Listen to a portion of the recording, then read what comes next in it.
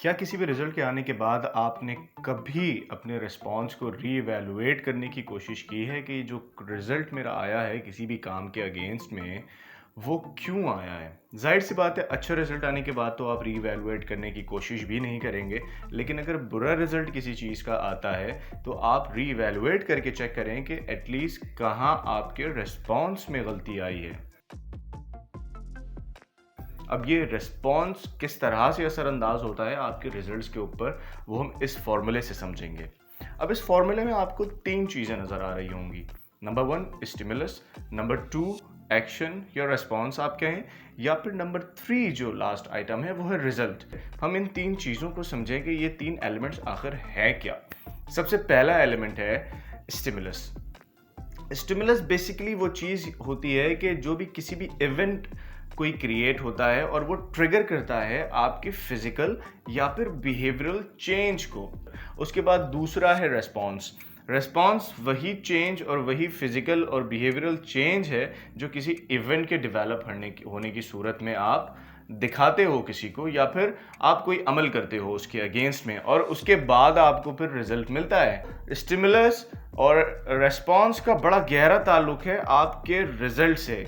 अब ये तीन चीज़ें आपके समझ में आ गई हैं, स्टिमुलस, रेस्पॉन्स और रिजल्ट। मतलब कि कोई भी इवेंट क्रिएट हो उसके अगेंस्ट में आप क्या रिस्पॉन्स देते हो, रिजल्ट आपका उसके ऊपर बेस कर रहा होता है। रिजल्ट पॉजिटिव भी हो सकता है, नेगेटिव भी हो सकता है। अगर पॉजिटिव रिजल्ट होगा तो डेफिनेटली आप उसके बारे में इतना बिल्कुल नहीं सोचेंगे, क्योंकि आपके बिल्कुल एन मुताबिक आपका वो रिजल्ट आया। लेकिन अगर क्या नेगेटिव रिजल्ट आया है आपका, तो आप उसके बारे में सोचने की कोशिश करते हैं कि मेरा क्या रिस्पॉन्स था।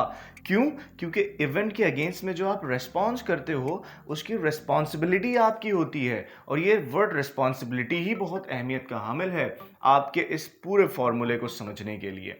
रिस्पॉन्सिबिलिटी को दो अल्फाज में या फिर दो वर्ड्स में डिस्ट्रीब्यूट किया जाता है, एक रिस्पॉन्स और नंबर टू एबिलिटी।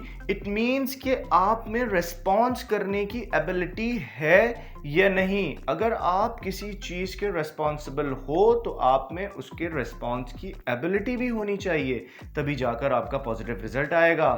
अगर आप में वो एबिलिटी नहीं है, देन डेफिनेटली आपको नेगेटिव रिजल्ट मिलेगा और आप पास नहीं होंगे। आई होप कि आपको अब ये बात पूरी तरह क्लियर हो गई होगी। आप न्यूली हायर्ड किसी ऑर्गेनाइजेशन में जाते हो, आपका बॉस आपको कोई टास्क देता है और आप फेल हो जाते हो, तो फिर फौरन दिमाग में ये आता है कि यार मेरा बॉस ठीक नहीं था, मेरे सबॉर्डिनेट्स ने मुझसे कोऑपरेट नहीं किया, मेरे बॉस ने मुझे चीज़ें मुझे उस तरह से नहीं समझाई जिस तरह से समझानी चाहिए, ब्ला ब्ला। लेकिन क्या कभी आपने ये सोचने की कोशिश की कि जो इवेंट क्रिएट हुआ था, मुझे टास्क मिला था, उसका रिजल्ट फेलियर अगर आया है तो मैंने रिस्पॉन्स क्या दिया, और मेरी जो रिस्पॉन्सिबिलिटी थी, मतलब रिस्पॉन्स करने की जो एबिलिटी थी, वो एज पर टास्क थी या फिर नहीं। प्रोएक्टिव होना बहुत ज़्यादा ज़रूरी है चीज़ों को समझने के लिए। रिएक्टिव होने से बेहतर है कि आप प्रोएक्टिव बने और चीज़ों को पहले ही समझें कि मेरे इस रिस्पॉन्स से मुझे क्या रिज़ल्ट हासिल होना है, या अगर कोई कोताही है तो उसको मैं ख़त्म करने की कोशिश करूँ। Thank you very much, keep watching the channel, don't forget to subscribe. अल्लाह हाफ़िज़।